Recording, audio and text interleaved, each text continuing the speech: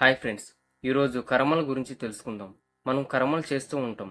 కొన్ని మంచి కర్మలు చేస్తూ ఉంటాం, కొన్ని చెడు కర్మలు చేస్తూ ఉంటాం. ఈ చెడు కర్మలనే మనం పాపాలు అని అంటాము.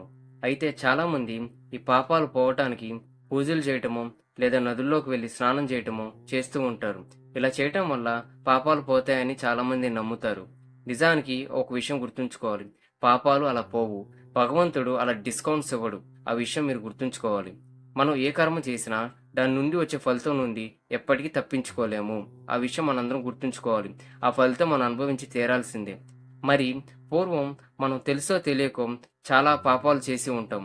మరి వాటి నుండి వచ్చే ఫలితాల నుండి ఎలా తప్పించుకోవాలన్నది ఇప్పుడు తెలుసుకుందాం. మనం ఒక ఉదాహరణ ద్వారా అర్థం చేసుకుందాం. మీరు ఒక ఊరిలో ఉన్నట్టు ఊహించుకోండి.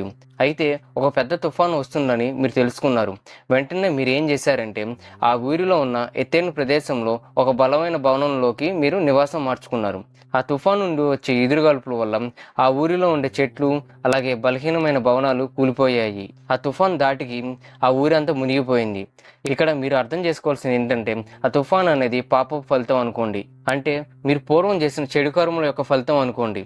అయితే మీరు మంచి కర్మ కూడా చేశారు. అదేంటంటే ఆ ఊరిలో ఉన్న ఎత్తైన ప్రదేశంలో బలమైన భవనంలోకి వెళ్ళటం మంచి కర్మ. ఇక్కడ మీరు తుఫాన్ నుండి తప్పించుకోగలిగారు.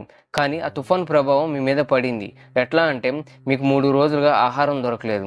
అలాగే మీకు ఆస్తి నష్టం జరిగింది. కానీ తుఫాన్ నుండి తప్పించుకోగలిగారు.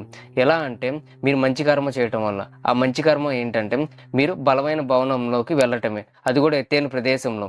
ఇక్కడ మీరు అర్థం చేసుకోవాల్సింది ఏంటంటే ఒక చెడు కర్మని తట్టుకోవాలనుకుంటే మీరు ఉత్తమ కర్మ చేయాల్సిందే.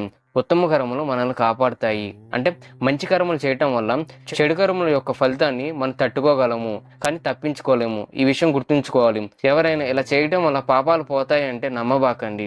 మీరు ఒక విషయం గుర్తుంచుకోవాలి. ముళ్ళుతో ముళ్ళునే తీయాలి, వజ్రంతో వజ్రాన్ని కోయాలి.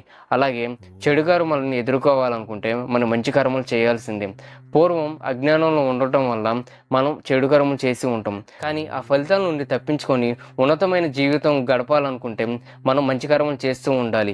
అలా మంచి కర్మలు చేస్తూ ఉన్నత జీవితం గడపాలి. మనం నలుగురికి సహాయం చేయాలి, కానీ నలుగురికి నష్టపరిచేలాగా జీవించకూడదు.